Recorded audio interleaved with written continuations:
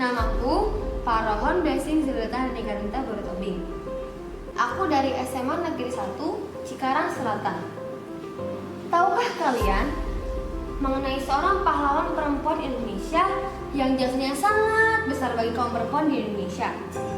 Seorang pahlawan yang tidak berjuang dalam medan perang menggunakan senjata, tetapi berjuang dalam dunia pendidikan.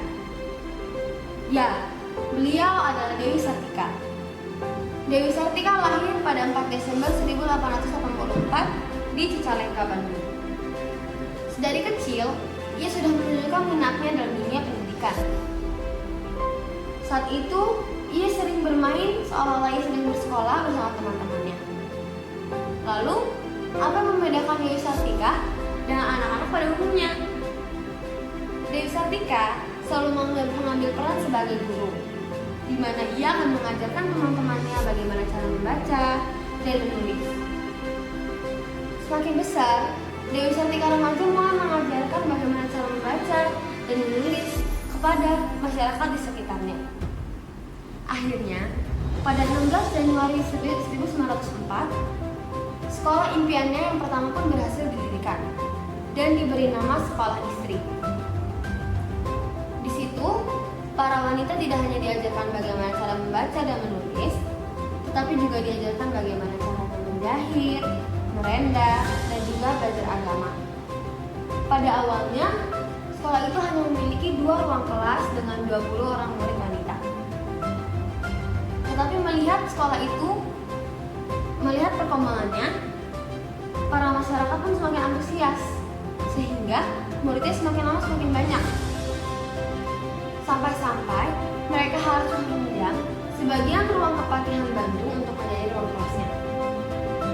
Namun semakin hari, masyarakat yang mendaftar semakin banyak, sehingga ruang kepatihan Bandung yang ia punya sudah tidak cukup lagi. Akhirnya, pada 1910, sekolah resmi dipindahkan ke gedung yang baru yang lebih besar dan berubah namanya menjadi Sekolah Keutamaan Istri. 2 tahun setelahnya, atau pada 1912, ada 9 sekolah yang berhasil didirikan. Akhirnya, pada 1913, Dewi Sartika mendirikan sebuah organisasi, di mana organisasi itu menyatukan semua sistem pembelajaran sekolah-sekolah yang berhasil didirikan. Pada tahun berikutnya, Sekolah Keutamaan Istri mengubah namanya kembali menjadi Sekolah Keutamaan Perempuan. Tepatnya 25 tahun setelah sekolah ini berdiri, Sekolah Keutamaan Perempuan mengubah kembali namanya menjadi Sekolah Raden Dewi. Melihat itu, pemerintah Hindia Belanda memberikan gedung yang lebih besar sebagai bentuk apresiasinya.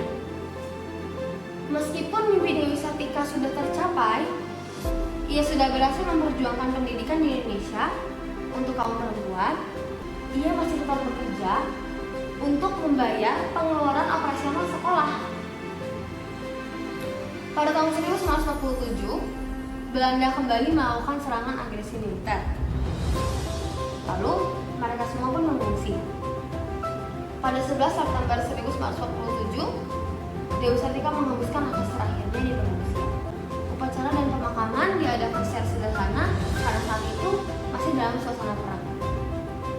Usai agresi militer, sekitar 1950, makam Dewi Sartika dipindahkan ke kompleks pemakaman Bupati Bandung. Banyak sekali hal yang bisa kita pelajari dari Dewi Sartika.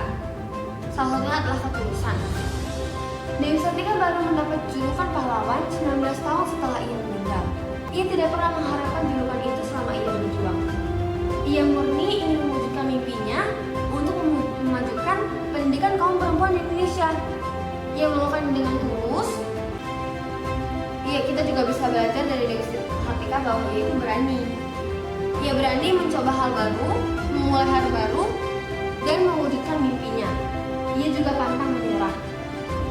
Melihat hasil perjuangan Dewi Sartika yang sangat besar dan masih terasa sampai saat ini, kita kaum perempuan saat ini harus mau melanjutkan perjuangan.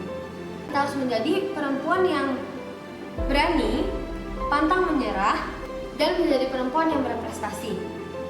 Sekian dari saya, terima kasih.